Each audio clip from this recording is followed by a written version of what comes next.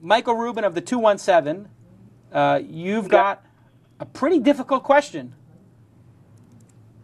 Thanks for taking my question. So I'm working on a small project that started out as a 50-50 joint venture between my company and a good friend of mine, and it's a side project for both of us. We both have full-time jobs, and the product we're developing is my friend's idea. I've done all the programming, and he was supposed to do everything else. And at first, we both worked really hard, and we had a really good working relationship. But over time, he's dropped off more and more until I think he's lost interest in the project, even though he won't admit it. And as a tech guy, I've never been in this situation, and I don't know what to do with him. Can I kick him out if it's his idea? And before it gets to that point, what do I need to try with him? Yeah, okay. That's a great question. This happens frequently. And we can get you through this. This is not an impossible task. This happens all the time. As a matter of fact, YouTube had a founder who left early. Everybody knows Chad Hurley. Everybody knows the other guy, Stephen Chen. But there was a third founder. Happens all the time. People can lose interest. That's okay. People are allowed to lose interest. Move on to other things. And it's one of the great things about being an entrepreneur. You can follow your muse. So, question one. Do you guys have any kind of a written agreement, or is it just a gentleman's agreement? We have a joint venture agreement, but it basically says we split profits 50-50, we split costs 50-50, that's all. Right. Okay.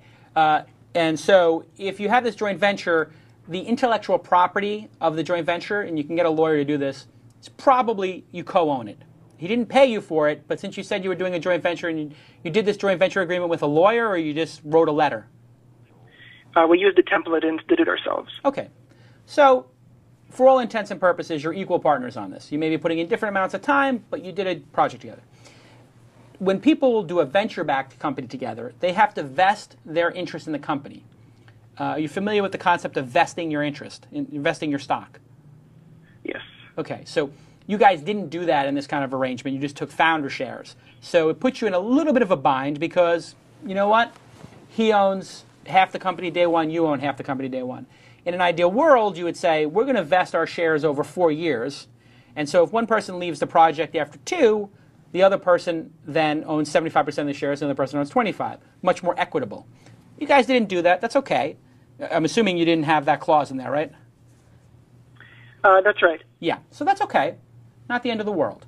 What you need to do is, how long have you guys been working on it? About 9 months. Okay. So you need to sit down with your partner and say, listen, I get the sense you're not as into the project. I understand that. It's no problem. I am interested in the project. I'd like to do it. However, obviously, if I'm going to work on this for the next 5 years and you're not, I don't feel it's equitable, and you probably agree with me. It's a little semantic thing there. You probably agree with me that you don't deserve half of it. But you did start it, so you should get something. And so I'm willing to give you 20% in this entity, even though you're not going to work on it anymore, or 10%. If you want to keep working on it, I'm willing to keep it 50-50, but I don't want to force you, and you're clearly not into it, and I'm putting in most of the effort here. So this is what I think is fair. If you have a counter to it, I'm willing to discuss that. However, I need to have this resolved in order to keep working on the project, or else I, too, am going to move on to another project. And so this is my proposal. If you have a different proposal, let me know. I've very much enjoyed working with you. We're friends. It's been a great time. But it is business, and we should be very clear about this now, so that if this does become something, it's equitable. And do you think you're capable of having that kind of a blunt discussion with him? I think so, but for the future, what signs could I have seen that would have caused me to do this a long time ago and not have wasted months of frustration? What signs do you look for? Well, you can never know. People get married, they date people, and then they break up with them and they get out of the fog and they go, oh my God, I can't believe I was in a relationship with such a jerk. Did you ever do that? Yeah. Okay. So, when you're in the midst of it, everything seems like roses, and then you get, you clear your mind, and then you meet another person, you're like, oh wow, this is what is great. Don't be too hard on yourself about it. It happens. I suggest you're going to have to let go of the concept that this is all going to work out. It may or may not work out. He could be a jerk about it. He could not budge. And then your counter to that is, okay, well, the whole thing's going down in flames. It's over. Boom. Or since I own half the asset, I think we should sell the asset on eBay or to the highest bidder. Another way people do this is they put a piece of paper and they say, I'm going to put a number on a piece of paper. And then the other party agrees to either take that number or pay that number. So you say, I think this is all worth $25,000, the work I put into it. I'm going to put $25,000 on a piece of paper. Then you give him the piece of paper. He either got to, if he agrees to this, pay the $25 or take the $25. There's all different ways for breaking this stuff up that mediators do, which you could get one, but it's not necessary. You can just move on to another project. You can't tell. That's why people put in the provision of vesting your stock over time. They came up with that because people can't tell. And founder shares is a very powerful thing, you know. And to vest all your founder shares, very dangerous. That's why VCs, they want people to vest. I have to vest in my own company. You know? I mean, just the way it is. They don't want to invest, and then you leave the next day, and they're left holding the bag. You own half the company, or a third of the company, or two-thirds of the company. So venture capitalists have already solved this problem decades ago. You know, you're going to learn the hard way, but you know what? That's what being an entrepreneur is. That pain and frustration of this project will go into your next project, and it will make you a stronger and better entrepreneur. And you just got to use it. And if I think you could save this one. And if you want, I'll talk to the guy on the phone with you. If you need you try it first. But if you want, I'll try to talk the guy down and tell him, hey, you know, here's the situation. Michael's going to probably move on to another project. It's going to be worth nothing. You better to take 10% of something than 100% of nothing, or 50% of nothing. So, but I think you'll do it. You're going to be fine.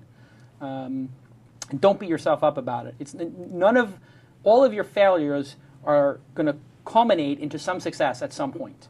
So you got to use it. You know, it's like you watch the NBA at all? Yep. You saw Kobe Bryant win? Yeah. What did he do last year? He got his ass kicked. He lost to the Boston Celtics. He lost to the Boston Celtics, as Don will tell you. It's a Boston fan. Not only did he lose in that last game, Humiliated. they whoop him by 50 points or something, or 40 points. 40-point loss. Kobe Bryant in the offseason, he was PO'd. And he came back and he brought it. That's what you can do. Yeah, so this deal didn't work out. You know what? Come back to another project. It's not your only idea. You're going to have 10 million ideas. You come back twice as hard. You use the pain and suffering to put it into your next project. Because what are you going to do? Sit up there and curl up in a ball and give up? I mean, that's not an option. What do you think, Don? Well, I agree. Don's got some advice. I agree with everything you said. It does happen all the time. You don't read about it because it happens so often and it doesn't come to any consequence. So I try all the things that Jason suggested, and here's another twist for you. Haha. Turn the tables. Tell him, I'm not interested in the project anymore. I want out. I want to sell it to you. How much do you want for it? And whatever that number is, turn around. He might say $10,000. Then turn around and say, all right, I've got $15,000. I'll pay you 50% more than you think it's worth. I'll take it for $15,000. So you've got to first have the conversation with them and try to do it amicably and reasonably. And if that doesn't work, then just say, all right, I'm out. I don't have time for this, and the project's going to die. So do you want to buy it? You want to buy my share? Right. And this is perfect advice. One of the critical things during this is you can't lose your cool. You have to be calm. I can tell in your voice you're a little frustrated. Are you a little frustrated, Mike? Yeah, my gut feeling is to be really tough on the guy, but he's also my good friend, so I've been really passive-aggressive, and I feel bad about that. Yeah, so listen, honestly, you seem like you're a pretty self-aware guy. You're passive-aggressive because you feel like you're getting taken advantage of and you're disappointed. So put that aside and just think business for a second. What is your goal? Your goal is you want to work this out and take this project to the next level. So forget about the emotion of it. Just focus on that goal. The goal is to work this out. Emotion, you being emotional in this situation doesn't help. It's only like putting fire on stuff. Stay focused and have a clean, like non-emotional negotiation with him. And silence in a negotiation is your friend. Watch this. I don't think I can continue on the project unless we renegotiate the percentage we own, because I know that you're not going to work on it anymore. I'm willing to give you 10%. Is that something that you would be comfortable with?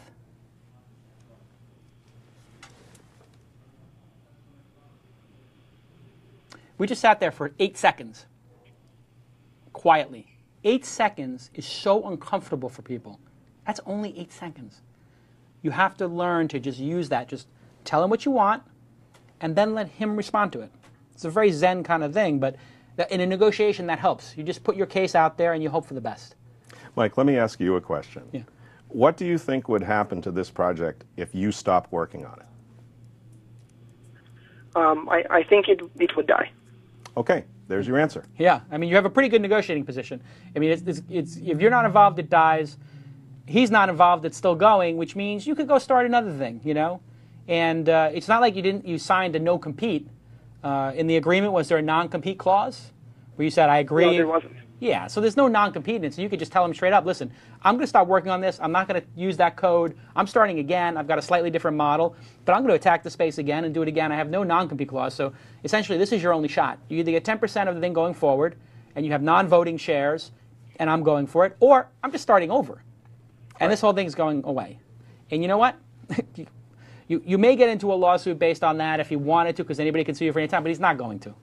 It doesn't make any sense.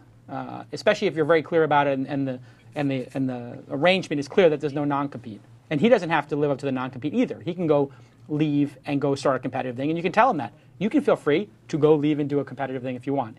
If it gets to that second phase of negotiation, try the non-emotional, quick, clean.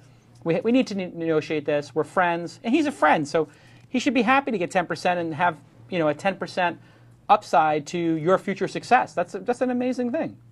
He should be thrilled that he doesn't have to work and gets 10%. And if he doesn't, he's probably a little naive and probably somebody that you're not going to be able to reason with. So then just walk away and do the next thing. And that's a big part about being an entrepreneur, is knowing when to walk away. Yeah. So you'll be fine. That's all great advice. Yeah. Thank you guys very much. No problem. Take care. I think that was pretty good. I mean, it's a tough situation. It happens all the time. Happens all the time. And you know what? As you get older, you get less emotional about it. Mm-hmm. You can just sort of see it's like either you're going to negotiate your way out of it, or it's going to be a fight. And if it's going to be this huge, big fight, better off just walking away and starting over. It's easy for us to say, but Right. the thing about entrepreneurs is when you're in the entrepreneurs never give up. Yeah. They never give up. Right. They're passionate. Yeah. So any little thing like this, you're going to try to fight and try to work it out and try to make it happen. And sometimes it's not worth it. You have to just walk away. Right. And you don't want to, there's an opportunity cost in all this. If you are working so hard for so long on this, I mean, you kill yourself, you could be going on to the next thing. You could waste your time for a year or two fighting court and whatever, and then the next opportunity, you miss it because you're so busy fighting, right? Right. I mean, it's very hard to know when to fight, when not to. It's very, very careful. It's very nuanced. But the good news is Michael is learning. Other people are at some, not learning and being an entrepreneur. So let's take... You mentioned leaving and going on to the next opportunity. Yeah. That right there is one of the reasons that startups split very Right. often, is because one of the founders gets interested in something else and wants to go do something else. Right. So it happens all the time. And you know what? It can be brilliant sometimes. I mean, ODO With to Twitter. Twitter. Right. Sometimes it can be a wonderful thing. Sometimes it's losing. If you're losing your attention towards it, maybe the idea is not as valuable to you as the other idea. So you should go on to the other idea. Right. Piece of cake. You've been watching This Week in Startups. To watch the full episode, click here. To check out some other shows from This Week In, click here.